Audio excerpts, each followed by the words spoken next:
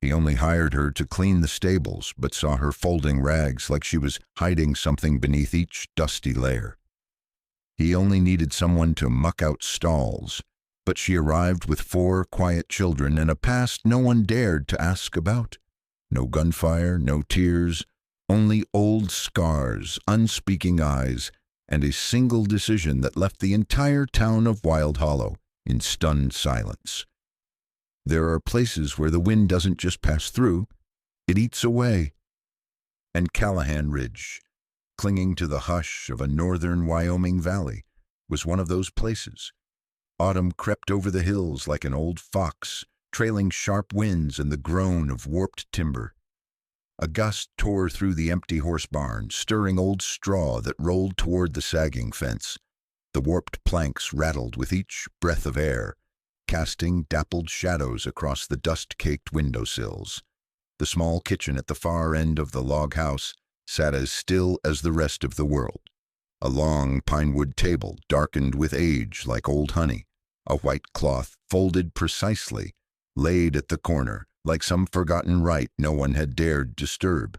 Wade Dempsey sat there, as he always had, as he had every morning for the last 15 years. He wore a threadbare sweater, sleeves dusted with ash. His gray hair was pressed back not with water but sweat. In his hand was an old brown porcelain mug, steam curling from black coffee. He drank slowly, without hurry. Beside him a second cup, full, sat at an angle just in front of the neatly folded cloth. No one had ever sipped from it. No one had ever pulled that chair out. Wade didn't look at it, didn't touch it. But each morning, with his left hand, he poured the second cup, set it down, took his own, and when he finished, he stood, walked to the porch, and spilled the untouched coffee onto the cracked earth, where the ground bore lines like wrinkles in an old man's skin. Outside, the wind still whispered through the pines, slid under the doorframe, as if to remind him this place once held people. Once held laughter. Callahan Ranch used to be a good place. There were horses, 2 ranch hands, children who kicked a ball beneath the birch trees. Now only traces remained. A broken ladder leaned against the porch roof, a back door left slightly ajar, as if someone had left in a rush and never came back. By the hearth, the ashes were still warm, but not enough to heat anyone but him. A rocker sat across the flame, empty, turned slightly, as if the one who'd sat there had stood up mid-sentence and walked away. Wade wasn't a man of many words, nor of many memories, but one thing he did remember, that winter morning when he returned home and the sky was falling snow. The bedroom door stood ajar, the blanket folded, a small sock lying beside the threshold. No one was left in the house. From that day on, Wade lived like a man waiting for the wind to stop blowing. But the wind at Callahan Ridge never stopped. It only knew how to erase. Still, he kept to routine, hauled water, split logs, fed the horses, though none remained. Only their scent lingered, stale straw, damp wood, and the imprint of something once tended to. Each night he sat by the stove, watched the fire, listened to its crackle, the only language he still understood. Above the mantel sat a faded photograph, a woman holding a chubby child, half her face lost in the glare of sunlight. Wade never wiped the dust from that picture, just as no one ever wipes the dust of time, but he still poured the coffee, still laid out the cloth, still left one chair pulled just slightly from the table, as if hoping someday someone might sit, or at least pause.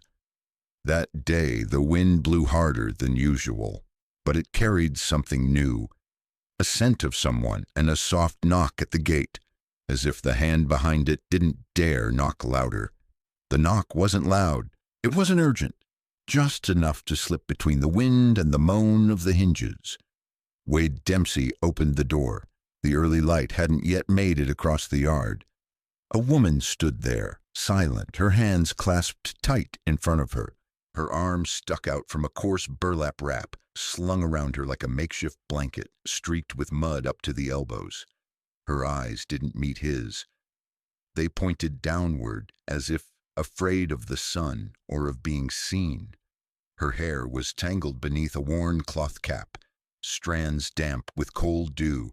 Her skirt was torn at the calves, stained with dirt and old horse dung. She carried no bag, rode no horse, offered no name. Only 2 words left her lips, dry, low, barely held by the wind. Work. Please. Wade glanced toward the old stable.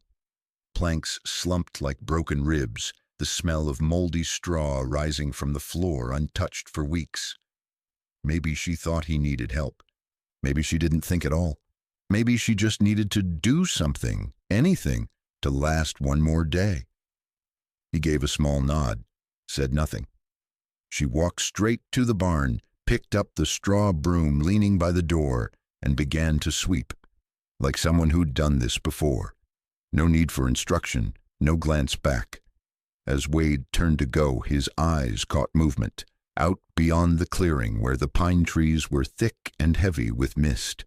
Something shifted. Amid the brush and hanging fog, 4 small shapes stood still.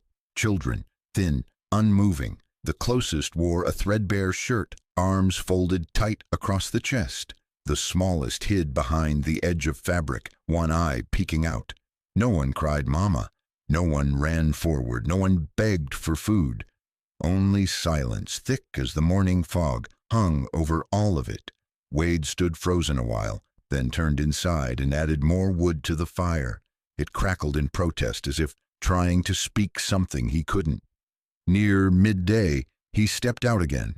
She was still working, sleeves rolled, sun-darkened arms scratched and streaked. Sweat had soaked through her dress. The scent of ammonia and straw rode the wind, but she worked carefully, methodically, with purpose.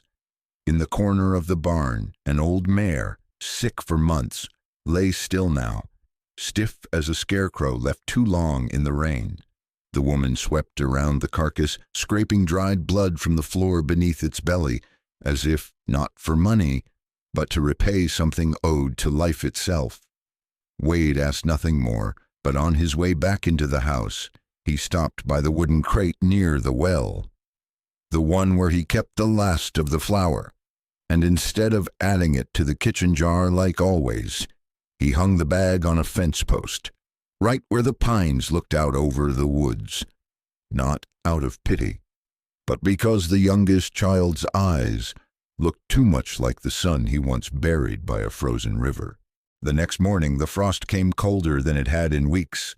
The sky hung white and dull like a damp cloth stretched across the mountains. No sunlight, no birdsong, only the soft hush of wind and the sound of footsteps creaking across the wooden porch at dawn. Wade Dempsey opened the door. Same as always. With his left hand he poured the second cup of coffee. With his right he set the folded white cloth in its usual place. When he stepped out to the porch, the sack of flour he'd hung the evening before was gone. In its place, the hook still held something, about the size of a palm. Wade stepped closer and lifted it. It was a stone, smoothly worn, wrapped in soft hand-stitched leather, etched with a single small symbol, a stalk of grain, no name, no note, just an object, once kept carefully by someone. He held the stone in his palm for the rest of the morning, didn't say a word, just placed it on the windowsill beside an old tin can, the one his son used to feed orphaned birds before the winter turned their wooden cage into a grave. The woman kept coming each day, always before full light.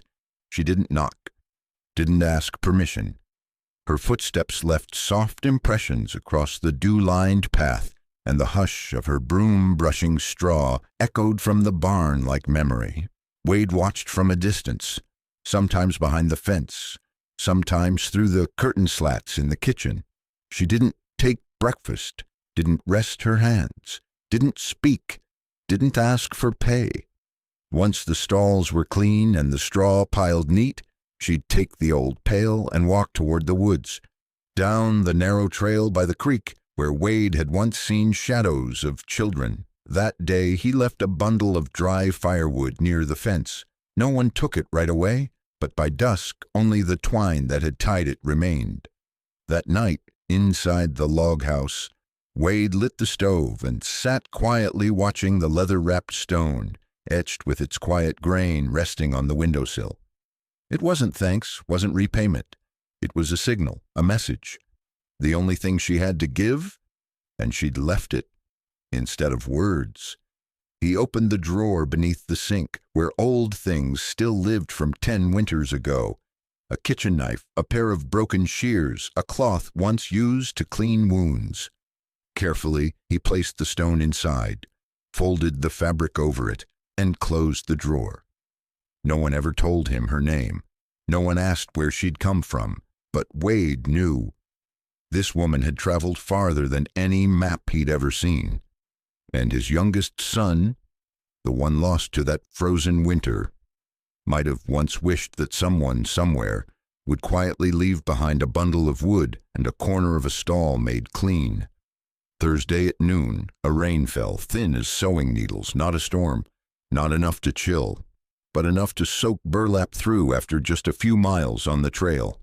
Wade Dempsey sat by the fence, boots resting on a heap of freshly cut hay, eyes fixed on the trail that cut through the open field toward the woods.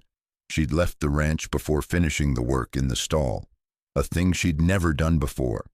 He rose, shrugged on his coat, and followed the old trail. Not hurried, but steady. Each step left deep, wide boot prints in the damp earth, and soon beside them, overlapping, trailing, muddy, came 4 smaller sets of tracks. Children's, smeared and staggered like time itself, had tried to follow and lost its footing. The trail led east, to where a dry creek bed threaded through a forgotten hollow. The trees were thicker there, the ground soft, the roots swallowed in moss. In a clearing, he stopped. A shelter stood ahead, stitched together with scrap wood and patched burlap. The cloth sagged from frayed ropes, and one side of the roof slumped inward under the weight of long forgotten wind. A short, rusted stovepipe jutted crookedly from the left. It looked less like a place to live, and more like a place to survive. Wade didn't go closer. He stepped behind a pine, stood as still as breath. From inside, the dim glow of a lantern spilled out in pale streaks. Through gaps in the patched walls, he saw 4 children, small, thin, hair stuck to their foreheads, bare feet pressed into muddy ground. One sat with knees hugged tight beneath a blanket. One lay curled sideways, sucking a thumb, belly rising and falling. One, older, was sawing kindling with a broken blade, and the last, the smallest, was playing near the hearth, stacking pieces of dried cow dung like bricks. He didn't see their mother, not at first, until a crouched figure emerged in the corner, raking straw with one hand, coughing softly, hair soaked and hanging over her face. She lay on her side, back turned toward the darkness, unaware of him. Her shoulder trembled beneath a dry cough.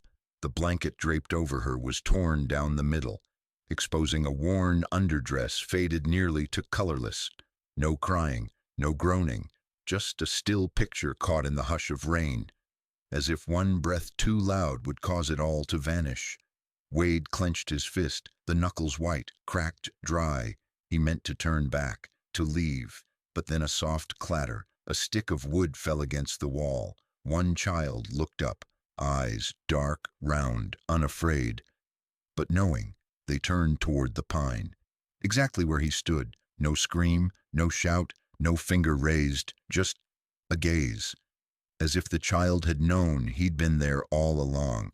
Wade didn't know what to do, but as he walked away, something cracked in his chest. It wasn't the shelter, it wasn't the cold. It was that look, free of blame, that seemed to ask him, "Is there still space in your world for us?"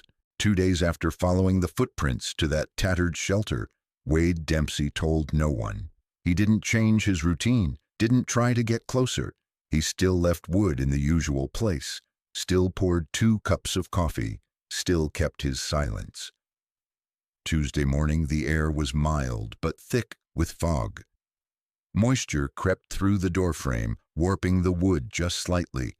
Wade headed to the barn earlier than usual, a bucket of nails in hand, intent on fixing the latch on the old stall door. The wind sighed through the cracks in the siding, and something unfamiliar lay near the threshold. A thin piece of wood, about the size of a notebook, the edges singed. On its surface, a drawing in charcoal. The lines were rough but unmistakable. A woman standing tall, arms spread wide as if to shield. Behind her 4 small circles, heads bowed, nestled close. And rising from her back, wings, long, wide, blackened and smudged. No name, no note, no one nearby waiting to explain. Wade lifted the wood. It was cool with morning dew. The charcoal smeared his fingers in a faint gray stain. He didn't know which child had left it, didn't know what they meant, but he knew this much. No child draws their mother with wings, unless they've seen her fly, not to escape, but to shield. He stood there a long time. Then he didn't return to the house. Instead, he dragged out the ladder, propped it against the east side of the barn, the side that took the worst of the morning wind. He replaced the thick planks, secured them tight, and in one corner he nailed a small wooden hook, just the right height for a child to hang up a coat. That whole morning, he didn't think about the coming winter, didn't think about the half-finished rows in the field, only about the wings and what would make a child grind charcoal to draw such a thing. The next morning, near the well where Wade kept his bottle of liniment and a rag for wiping tools, something new had been placed. A single peach, wrapped in worn paper, no longer fresh, but carefully chosen, wrapped by hands that meant for it to be given. No one gets a peach in these woods without climbing, and no one keeps it whole unless they meant to save it. Wade carried it into the kitchen, set it beside the leather-wrapped stone etched with grain. He didn't touch it, just looked and knew. Some children never say thank you because they've grown up in places where thank yous don't get you anything, but still, they know how to give the best of what their small hands can hold. That night the rain came. Not hard, not freezing, but steady, drawn out, like the sound of someone holding back a sob too long. The wind rattled the barn door on its hinges. Wade Dempsey shut it for the 3rd time. The fire in the stove sagged, its flame bending sideways with the draft. In the pot, lamb stew with wild greens and white potatoes, a meal he only made on the long, cold nights. Wade didn't eat right away. He sat for a while in front of the stove, fingers gently wrapped around the old wooden spoon, the one he once used to feed his son when he was small. Then he rose and laid out 6 bowls. They didn't match. One chipped, one too deep, one with the glaze long faded. No invitation, no word sent ahead. Only the lantern Wade hung high on the fence hook, burning like a lighthouse through the fog. Then he opened the door. Not long after, soft footsteps pressed into the wet earth. 4 children, mud on their cuffs, stood close behind the woman. She wore the same burlap coat. Her hands trembled slightly. Her hair was braided loose over one shoulder. No one stepped forward. No one spoke. Wade only tilted his head, just a small gesture, then turned away and walked to the table without looking back. The smell of stew filled the room. Rich, warm, like something alive in a house that hadn't breathed in years. She stepped inside last, didn't remove her hat, didn't sit, just stood by the door, eyes on the table.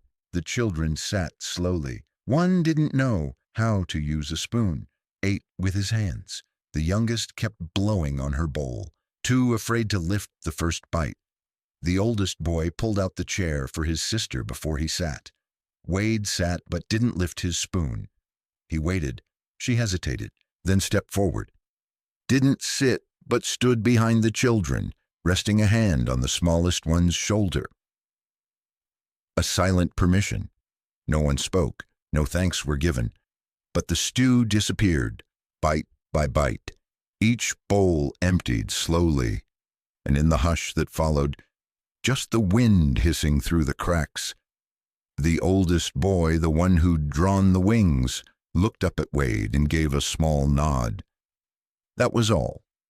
No smile, no words. But to Wade Dempsey, it was the first time in 15 years that someone had truly sat across from him. When they left, Wade didn't see them out. He stood by the sink, looking at 6 used bowls and a pot still warm. He opened the drawer and placed inside one more wooden spoon and a small cloth napkin already folded. 3 days after the wordless meal, the sky turned clear in a way that felt unnatural, like the calm before a storm. The sun baked the red dirt outside the Callahan Ranch in Wyoming, 1885, a time when the rail companies were swallowing farmland, and federal law was beginning to tighten its grip on those who lived beyond its margins. Wade Dempsey was cutting hay along the southern edge of the property when he heard hoofbeats strike dry earth. 3 of them. He set down his scythe, brushed dust from his trousers, and stepped into the yard. 3 riders were approaching the gate. The man in front dismounted. Orville Crane, a name Wade remembered from the land disputes a decade ago, when Orville lost the last of his acreage to gambling debts and got himself run out of the county. He'd blamed everyone, including Wade, for testifying in a case Wade had never asked to be part of. Orville pulled off his gloves, revealing a missing thumb, a souvenir from a drunken night, a dull knife and a frayed rein. He smiled, a crooked grin like a rusted blade. With his other hand, he pulled out a sheaf of papers, tapping them against his palm. 4 kids, he said, his voice slick as grease. She kept 'em longer than I figured. $100 apiece if I deliver 'em where I'm told. Law's on my side, Dempsey. You know the law.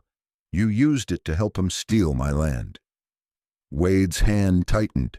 His right wrist trembled, not from fear, but from memory of that case and the threats Orville made with fire and blade. Orville flicked the papers like a card dealer. No custody. No marriage license. She's a kidnapper. I'm here to collect what's mine. Behind him, the 2 riders nodded, long guns strapped crosswise on their hips, eyes cold and flat, the kind of men the railroad paid well to do what others wouldn't. Wade said nothing. His right hand rested on the handle of the hoe nearby. Weathered wood, iron head still streaked with black paint. Orville grinned. Bring the kids out. No one's got to get hurt, especially not you, hero of Callahan. The wind shifted. Josie stepped out of the barn, a rag in one hand, hay clinging to her dress, barefoot, hair limp around her face. She saw him, stopped, didn't scream, didn't run, just stood there. Orville gave a nod. Still alive, Josie? Good. I came back for the children, and for old debts, with both of you. Wade stepped forward, placing himself between her and the man. He said nothing, but that was enough to wipe the grin off Orville's face. The air pulled tight, like reins before they snap. No guns drawn, but violence already had a shape. Orville lowered his voice. Not today, but I'll be back, with the law, with men who carry money. He spat at Wade's feet, swung back onto his horse, and rode off. 3 horses disappeared into the gray dust, leaving behind the feeling that the land had just been plowed by claws. That evening, the chickens didn't return to their roost. The horses made no sound in their stalls. Every living thing on the Callahan Ranch seemed to feel the invisible fracture spreading from the front yard. Josie sat on the porch steps, knees tucked against her chest, eyes unblinking. The children had been brought into the main house by Wade. He let them watch the lantern swing, its glow soft enough to forget the dark but not bright enough to erase the fear. No one said anything to her all afternoon. No questions, no blame, just silence, and the scent of wood smoke slipping in through the draft.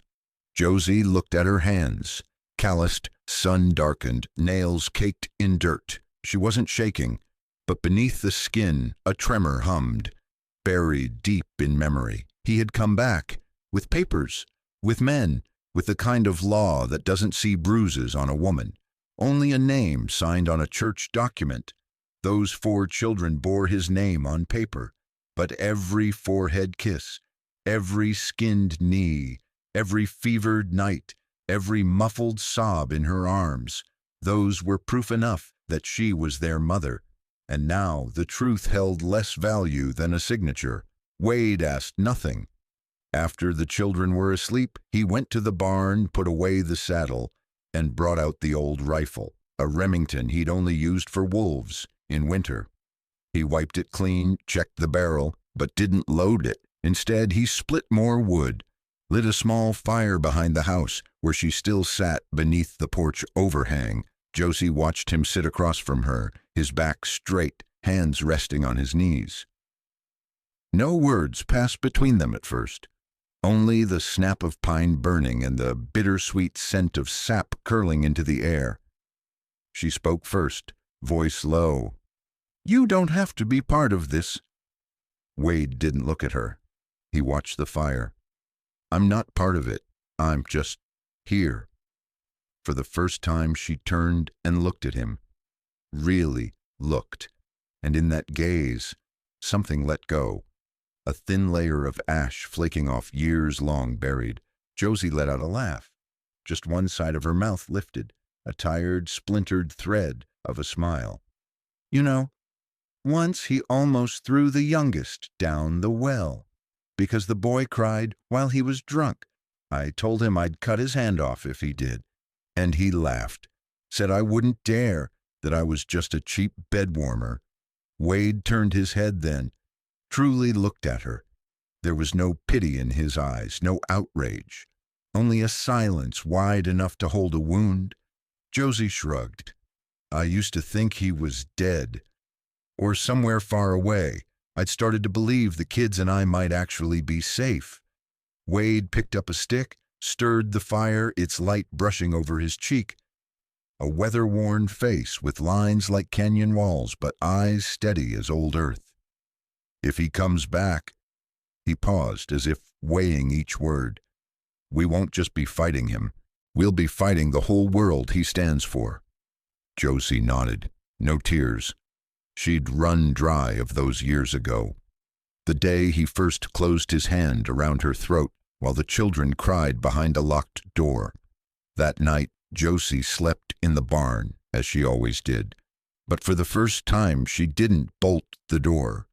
The children lay in the main house, Wade's lantern set close to the edge of the table, where he could reach out to snuff it, or reach for his rifle if needed. No one spoke of it, but in every changed routine, every quiet glance toward the front gate, they all knew.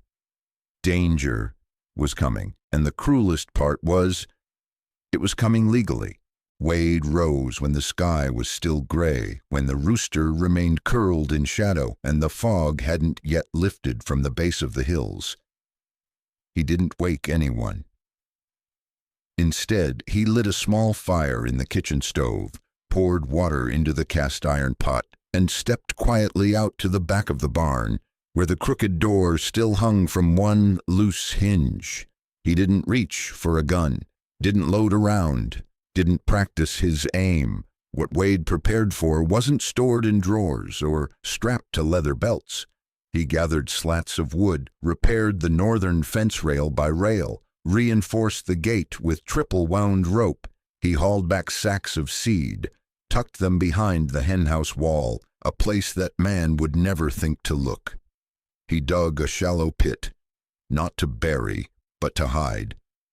Inside, he placed an old handkerchief, red thread, blue trim, wrapped around a worn sheet of courthouse paper, the only copy he had left from the land dispute a decade ago.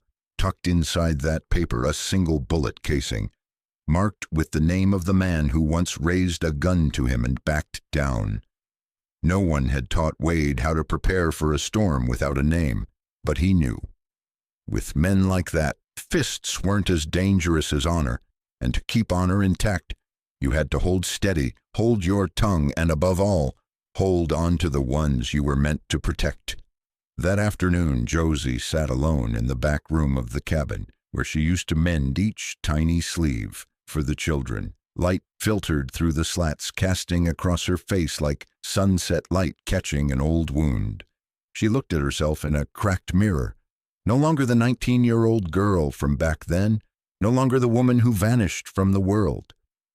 Now she was a mother, someone who would do anything, everything, to keep her children whole. She stepped outside and saw Wade at the fence line, packing down earth, sleeves rolled to his elbows, the sun revealing speckled age across his arms. Josie said nothing. She knelt beside him, pressing dirt into the hollow with her hands, elbow to elbow. But the space between them was no longer the same. When the sun reached its peak, a wagon appeared at the foot of the hill, a dark smudge against the white horizon. Both Wade and Josie saw it. No words, no guesses. He was coming, but today they weren't as afraid as yesterday, because what was growing in them now wasn't rage, but a calm that settles before the breaking, the kind that only comes when you've prepared down to the bone. The children still napped in the front room. Wade placed a hand on Josie's shoulder just briefly, then stepped inside the house and closed the door behind him, as if shutting the final page on an old life. Outside, the wind began to shift, and inside each of them, something was stirring. Not fear, but the quiet cost of love made real. The wagon stopped at high noon, its wheels sinking into the red dirt at the Callahan Gate in the year 1885, when railroad companies were buying up farmland for pennies and federal law favored those with titles, not truth. The man on the wagon, Milton Greeley, didn't rush to dismount. His black shirt hung open at the collar, left hand holding the reins, right hand tapping a rhythm on his knee. Each beat a silent countdown to the edge of something final. Wade stepped off the porch, old felt hat pulled low over his brow, unarmed. Josie stood behind the doorframe, one hand gripping the wood, fear in her eyes, but not retreat. "No welcome today, Dempsey." Greeley's voice was dry as desert wind. Wade took a few steps forward. "No one left here to welcome you." Greeley smirked, jumped down, his boots hitting dirt like a man used to crossing thresholds he wasn't invited through. "Word is a stable girl with a past wandered in, and you, Dempsey, are keeping the whole litter." Wade didn't flinch. "She's hiding nothing. It's others who twist the truth and pin it to her back." Greeley stepped to the fence, hand resting on the rail, eyes fixed on the house. "4 children and a fine piece of land. I've got custody papers from her husband, and if you don't hand them over, the railroad will gladly claim this ground in return. You know the federal land laws." Wade's brow furrowed, his wrist clenched. Callahan land wasn't just property, it was sweat and winter. It was where he buried memory, a son lost too soon. But he looked at Josie, at the children behind the door, and said, "They're not property, and this land's not for sale." Greeley pulled a crumpled paper from his coat, edges stained with red ink. "Her old arrest warrant and a new custody order. You choose, give them up or lose the land, and what little honor you think you've got left." Wade stood still, then slowly pulled a handkerchief, embroidered with a bird in flight, and laid it across the fence rail. "You want something you can take? Then take this. But what's here you don't get to buy." A door creaked open behind them. The youngest child peeked out, eyes wide and clear in the light. Greeley glanced, just for a second, long enough to see something he'd never own. He let the papers fall, turned back to the wagon. "I'll be back, Dempsey, with someone higher than you." The wagon rolled off behind the willows. Wade said nothing. He picked up the handkerchief, dusted it clean, and walked back toward the house, led the horse into the barn as if it were any other day. But inside him a choice clawed at his chest, between the land beneath his feet and the children behind his door. Morning light filtered through the faded slats of the kitchen door. Inside that quiet room, the children's breath moved like small winds. No chatter, no rush, just a hush heavy with the kind of knowing no one dared to name. Josie stood with her back to them, hands resting on the table, doing nothing but clenching, because there were no words gentle enough not to frighten them. She set down each bowl of porridge. No one asked, no one said, "Thank you." Only the oldest boy, the one the man had spoken of yesterday, watched Wade tending the fire outside. "You've got to learn to stay quiet," Josie once told him, "even when your chest wants to scream." It was during a night of hard rain when he had asked her, "Do we have a home yet, Mama?" This morning she knew it was time to leave that home, so it wouldn't be burned again because of her. Wade shut the barn gate but didn't go inside. He knew Josie wouldn't let the children stay after what happened yesterday. He didn't blame her. If he were their mother, he'd do the same. But what scared him more than their leaving was the thought of that little chair by the door, empty again. No soft purple coat slung over it, no faint giggle from the youngest when someone dropped a wooden spoon. Josie stepped out, an old bag slung over one shoulder, its straps tied with a torn scrap of her dress. The children followed, eyes half dreaming, half wary, but none of them cried. They understood a rule of the West. When something feels too good, it usually doesn't last. Wade stood by the porch post. He didn't say, "Travel safe." Didn't say, "Stay." He just looked at the white handkerchief she'd once left on the step, washed, folded, now resting on the rail. She saw it, but didn't take it, only met his eyes, wet not from sorrow, but from knowing this time she couldn't come back. The oldest boy stepped closer to Wade. Then without a word he reached out and pressed his hand against the wooden wall of the porch, where old soot had once lingered, now scrubbed clean. A small hand, still sticky from porridge.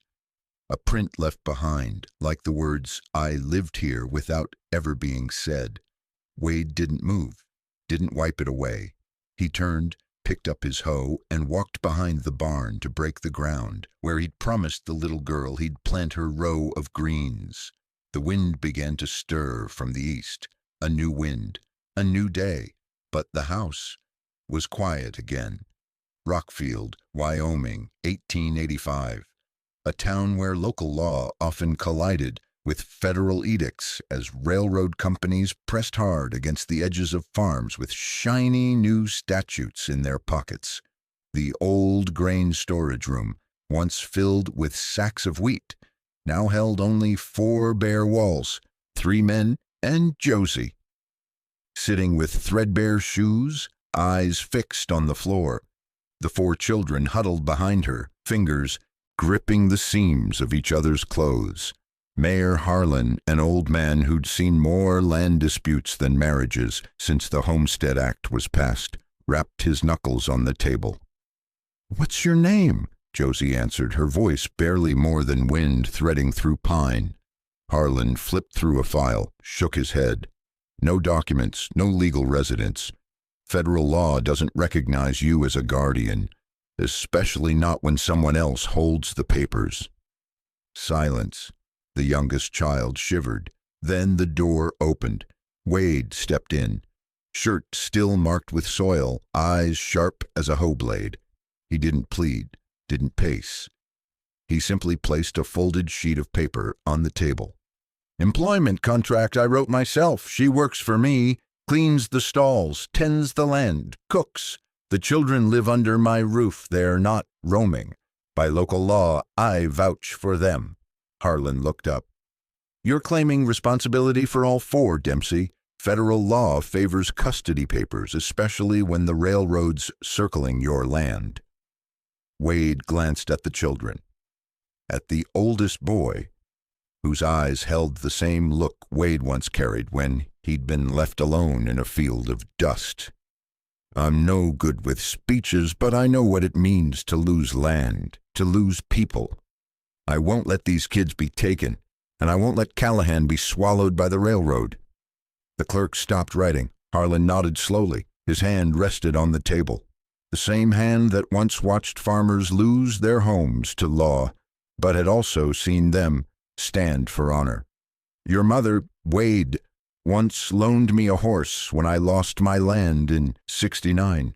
If you say these children have a place, then they have a place. The hearing ended. No official ruling, just a nod from Harlan. Josie rose, arms around the children. No tears. She looked at Wade, lips pressed tight, and gave a faint nod, as if something tied around her heart had just come undone. Outside, the sun cast a warm, quiet light. Wade draped his coat over the oldest boy's shoulders, not asking if he was cold. He walked to the wagon. One by one, the children climbed up, each step slow, certain, as if being led home to a place where law had finally stepped aside for kindness.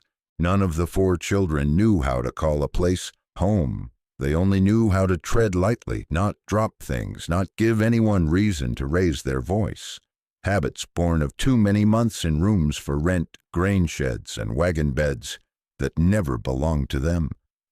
But Wade's house had no rules, only silence, and in that silence, no fear. The kitchen glowed with firelight. Each morning Josie brewed coffee and placed 5 cups on the table. Even though the youngest had to stretch on tiptoe to reach, he was always served first. Wade said nothing when he noticed the cloth Josie folded and tucked neatly into the wood basket, but he noticed, because it was the first time in years someone had folded anything in that house. One rainy afternoon, the children came running back from the meadow behind the house, mud on their shoes, mud on their hands, mud streaked across the little girl's dress. Josie started to scold them, out of old instinct, but Wade's hand touched her shoulder gently. Let 'em run. He spoke like a man who once wasn't allowed to get dirty. The next day, Wade found a patch of wall behind the porch, smeared with dry mud. 5 handprints, big and small, some tilted sideways. One of them even had a smiling face, 2 dots for eyes, a thumbprint for a grin. Wade didn't yell. He just stood there a long while, then went to fetch paint, not to erase the prints, but to seal them in, careful not to smudge the shapes. He re-roofed the cattle barn. The oldest boy helped. He didn't say much, but when Wade handed him the hammer, without asking, without instructions, the boy smiled for the first time. Josie began letting her hair down in the evenings. She no longer looked over her shoulder when a light knock came at dawn, as if the world had stopped chasing debts. One morning Wade brewed the coffee, poured out 5 cups, and when he set his own on the porch rail, he paused, then placed another chair beside his. No one said anything. But when Josie cleared the table that evening, she wiped that 6th chair clean, as if it had always been there. The silence in the house was no longer hollow. It had presence. It had weight. It was the kind that told you someone somewhere was listening, even when no one said a word. That day there was no wind, only sun. The gray kind. The kind that says something's coming without giving it a name. Wade was checking the eastern fence line when a dust-covered wagon pulled up at the gate. The man who stepped down wore a long coat, a wide-brimmed hat, and polished boots. All of it out of place here. He didn't look at the barn, didn't glance at the freshly painted fence. He looked straight toward the porch, where Josie was folding laundry into a wooden basket. "My name's Milton Greeley," he said. "I'm here to collect what's mine." No one answered. From his coat, he drew a sheet of paper, pressed under glass, sealed in red wax.